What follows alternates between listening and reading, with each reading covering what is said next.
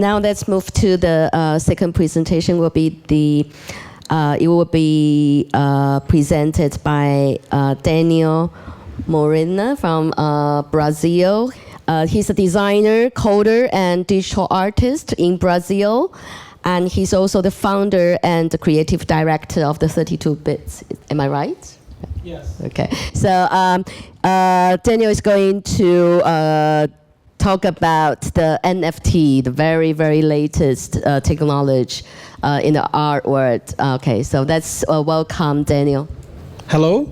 I want to thanks the opportunity to be there and share this idea. I want to present you with the provocation, as I am provoked to come up with an idea to use NFTs in the museum context.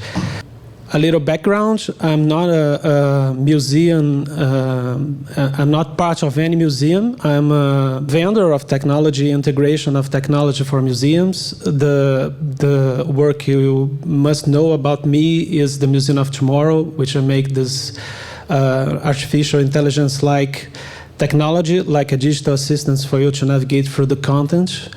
And I want to present my perspective on this as a supplier of technology and a visual artist about this whole NFT things, and hoping to raise more questions and even more interesting thoughts. I was actually a former creative technology director from 32 Bits. I'm now acting more like a consulting in individual basis. And we have our contacts for further discussion at the end of the presentation. NFTs are raising from the context of Web 2. The Web 2, it's a moment of the web, and when the pages are static, they're becoming dynamic and user-centered, and user-producing and consuming their own imagery and content. So this is the collective known as the Web 2. And when the cryptocurrency arises, they promote a new kind of paradigm when you don't have the centralized institution, technology institution like Facebook or Google holding together a bunch of servers and data centers, holding all the information, all your produces. Cryptocurrency presents a model for the web technology itself to be decentralized. You don't have like an institution who holds your data. Your data is replicated in a large network of a bunch of nodes validating these transactions. And this model is being used to do new things in the context of the web, which is collectively known as Web 3.0. That's the next step of web. It presents advantages, but also have a lot of questions, raise a lot of questions about the environmental, mostly because NFTs and cryptocurrency need to be validated for whole network, and which consumes a lot of energy. And some cryptocurrencies, some blockchains actually are more demanding than another. And the word blockchain is interesting to clarify this idea of Web3. That's you can think like a giant stream of blocks, and each transaction you made, you insert a block on it. And the process of doing so is heavily based on the cryptography, which is very computational intense. That's why you saw this reward of doing so. When you put more people mining this, which is meaning inserting and processing these transactions, the more money they make. So they are always evaluating the cost of energy versus the cost of they can bring up the operation.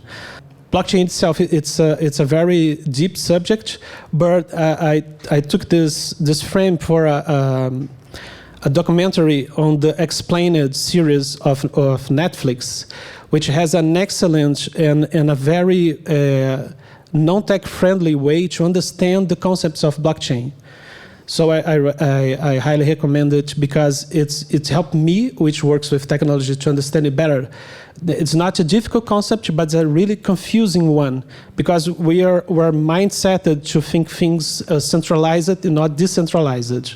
NFTs, which is the word of the moment, meaning no fungible tokens, are got the world art attention in this infamous Christie's auction, which raised $69 million for this bunch of gifts that people brilliantly do, which is collectively named the 500 Days, which is his experience during the pandemic. And it's because of NFT, you can actually certify a digital asset as something unique. You can place a value to it. So when you do so, this is structure a whole bunch of possibilities for people like me who work with digital art made by computers and by algorithms. Because when I certify this algorithm against a blockchain, that gains a unique value, possibly actionable one. Since the beginning, 2017, when CryptoPunks were launched, they are launched as most like a joke, and they are trying to promote their studio, the original studio to create the CryptoPunks, and they are given for free. But meaning they are also in the blockchain, in the Ethereum blockchain, they create indirect value for it, and as the things progress, today is the most valuable collectible things you can buy in NFT. There's an article I read researching this, trying to teach you how to best make your offer to a CryptoPunk, how much this is, actually costs, how much trades you have to ensure on your token to be valuable. I like to point that NFT itself is not the digital good. It's the first thing I have a really difficult to wrap around my mind. What the hell I'm buying when I buy an NFT? I don't buy a thing. I don't buy the picture. I don't buy the pixels, because the pixels are continually presented in every digital media. I bought the idea to belong community in the sense, and the right to say I own this digital good. How museums, and my best effort to research it with a really new topic, are dealing with this. I heard of a lot of projects trying to tokenize their archive. So I have a Van Gogh, or I have a Hokusai, so I can tokenize it and make an experiment. Is in a phase? It's really experimental, trying to figure out how to insert this in the politics of the museum use of this money, because it's not regulated. All the blockchains are regulated by themselves and by the community which creates or maintains the projects. There are organized DAOs, so decentralized organizations. And the museums face a lot of bureaucracy and difficulties to how to manage this ledger, this wallet of the cryptocurrencies. So I think, in what my research brings to me, it's they're advancing very cautiously, as they should. And I try to respond for this challenge, my good friend Luis Marcelo, which always brings to me excellent challenges and propositions. How can we fix this? How can we propose something new for the museums? How can we bring some new idea using this technology? What I start to think about this challenge, it's the idea that NFT celebrates a community. If you think about the most successful projects we know, it's all collectible figures, like an avatar of the user most of the time. So you probably heard about the announcement of a Brazilian foot player who bought a Bored Ape for millions of dollars. And that's a kind of interesting, the NFT buys. They create a sense of community. Cryptorastas is which is the figures behind the letters, the thumbnails. There are Brazilian projects which I have the pleasure to know the co-creator, which is the Yak. He's a very talented software and artist who bring everything together like me. And he participates since the inception of this project. And this creates a community will reach, for example, Snoop Dogg in the US.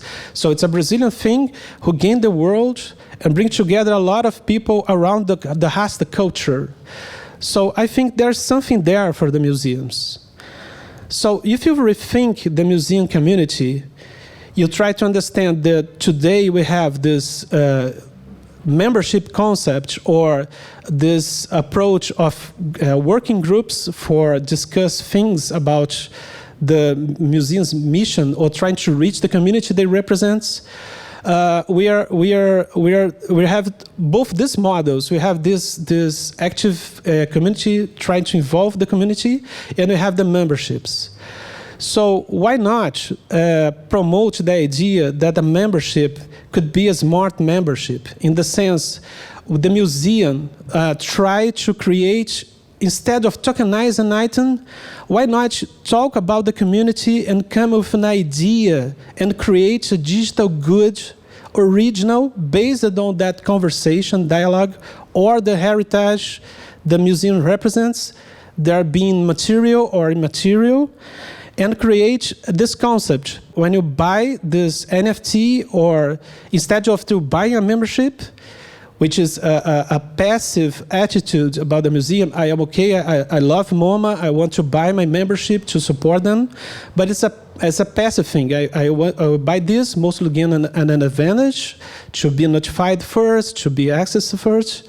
But what if you invert this, you create a new concept from the membership to investorship? Because when you buy an NFT, it's a digital good. And as a good, you can resell it if you want. You can, in the process of living it, you're actually saying to the world, you're part of a community, you are investing in that community, because NFTs are a trade of goods. You can speculate with it if you want or not. And it's a way of you to gather financial resources in all senses there is. It's a financial hard cash or a financial in the sense of concept. When you create something that's meaningful to people, you have probably a global audience for you can reach about it. And in a sense, when a person buy this possible NFT, they are actually like validating or seeing the museum's mission as a public offering. Like you have in a stock market, you have a public offering of your company. You sell shares. You could use the same concept to gather not only financial but attention. We are in an attention economy. So when you buy this share, you're promoting this mission. Through the art itself, when you collect, when you place them as your avatar or your collection, and also you raise money for the institution you are willing to invest. Visitors become investors on museum's mission, which is a very interesting concept, I think. That's a provocation. That's the things occur to me. I would love to explore this with anyone interested in doing so. You can reach me at this special email that is on the slide.